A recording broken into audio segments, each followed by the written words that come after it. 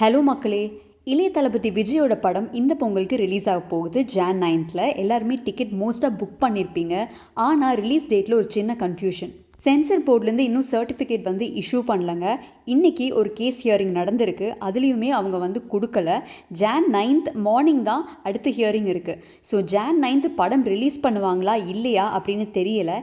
இல்லை நாளைக்கு ஏதாச்சும் ஹியரிங் ப்ரீபோன் பண்ணி வைப்பாங்களான்னு தெரியல. எல்லாருக்குமே தெரியும் இது ஒரு பொலிட்டிக்கல் ரிலேட்டட் மூவின்னு. அதனாலேயே இதுக்கு பயங்கர எதிர்ப்பு இருக்குது.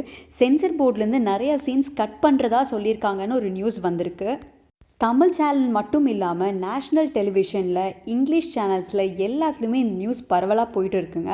சென்ட்ரல்லையே இந்த படத்துக்கு எதிர்க்கிறாங்க அப்படின்னு சொல்கிறாங்க. பிகாஸ் டிவிகேயோட பார்ட்டி ஃபார்ம் ஆனதுலேருந்தே எல்லாருக்குமே ஒரு பீதி இருக்குது. விஜய் பார்த்தா இவர் பொலிட்டிக்ஸ் சக்ஸஸ் ஆயிடுவாரோன்னு. அந்த ஸ்டெப்புக்கான ஒரு ஃபஸ்ட் இதுதான் இந்த பொலிட்டிக்கல் மூவி. ஸோ இதில் கண்டிப்பாக இது ஒரு லாஸ்ட் மூவினால் பயங்கர ஃபேன் ஃபாலோயிங் இருக்கும். எல்லோரும் கண்டிப்பாக போய் பார்ப்பாங்க. அவரோட பொலிட்டிக்கல் அஜெண்டா ஒரு வியூ இந்த படம் மூலமாக அவர் சொல்ல கண்டிப்பாக ட்ரை பண்ணியிருப்பார். வினோத் ஐயா, நீங்கள் என்ன தான் பண்ணி வச்சுருக்கீங்கன்னு தெரியல. தமிழ்நாடை தாண்டி மொத்த இந்தியாவில் அதிருது இந்த படத்தை பற்றி.